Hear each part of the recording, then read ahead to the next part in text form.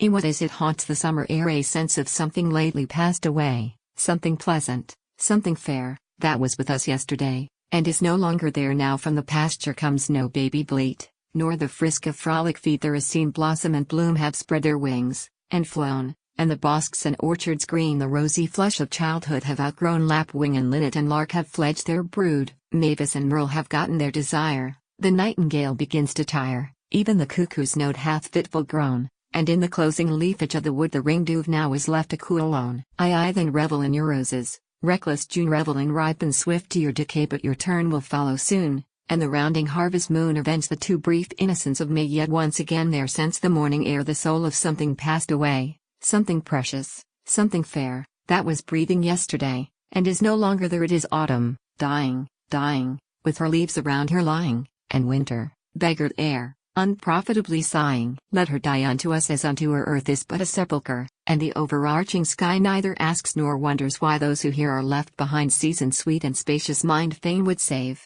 yet with pale visages and streaming tears must watch the harvest of the ripened years locked in the bootless granary of the grave. Fie, do you call me hence to purge what fault, to punish what offense? Had I maligned my lot, or ever once the privilege forgot of being, though the spirit's inward sense, mirror and measure of all things that are, then it were right, were just, that, like a falling leaf or failing star, the winds of heaven should blow about my dust. Or had I used the years as waifs and strays, to build myself a comfortable nest, groped life for gold and garbage, like the rest, and, as a lackey, on the public ways for private profit hired out my tongue, then against death 'twere vain to plead, then 'twere meet indeed he should grow silenced, like a bell unrung. But bear me witness, every spring that came since first with trembling furtive frame out of my little crib I crept while others slept, because to me the rising moon was more than sleep, or toy, or boon, that never yet the thrush resumed to sing, but straight my heart did build, my voice was on the wing,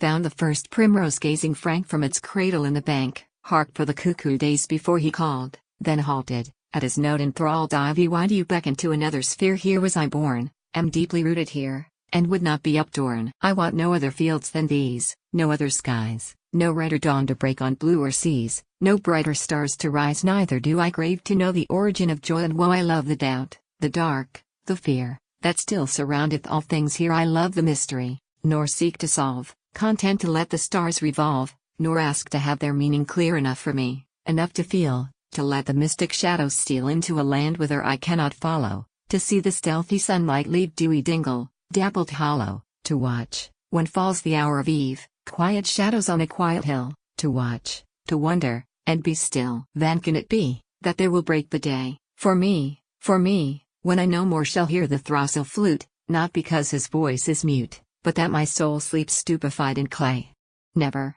What, never again deep within some silent glen to make a couch with peace, far from surmise of men? Never, never more to stand, spellbound in a leafy land, lie among the grasses tall, hear the yaffle call, and lazily watch the lazy clouds slow floating over all. That time in life will be, but I shall ne'er find little feet upon the stair, feel little arms about my throat, hear little gleeful voices float upon the wavelets of the summer air. That I again shall never share the peace that lies upon an English lawn, watch the last lingering planets shining fair upon the unwrinkled forehead of the dawn. Never, never, never more, when fate or fancy bids me roam, lessen with loving thoughts the last long mile that leads unto my home, descry the roses down the casement falling, hear the garden thrushes calling, behold my dear one standing at the door, void of fear, void of guile, and hail, as I so oft have hailed before, the broadening salutation of their smile. Vi, who will salute me there? Who come forth to greet? Will Virgil stand upon the golden stair? Shall I see Spenser's face,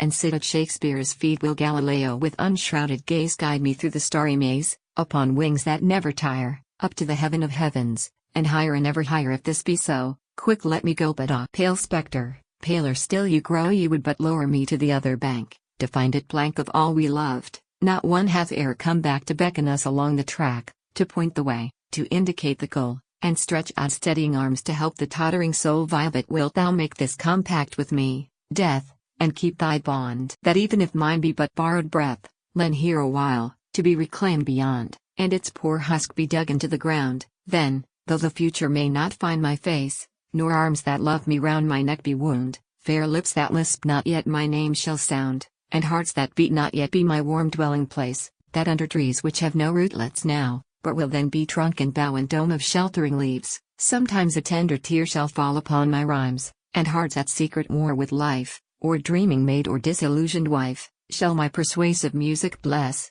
shall call me comforter in their distress, and make me live again in sorrowing loveliness. Vive so unto death I do commend my spirit, and time which is in league with death, that they may hold in trust, and see my kin inherit, all of me that is not clay, embalm my voice and keep it from decay. Then I will not ask to stay, nay, rather start at once upon the way, cheered by the faith that, at our mortal birth, for some high reason beyond reason's ken, we are put out to nurse on this strange earth, until death comes to take us home again.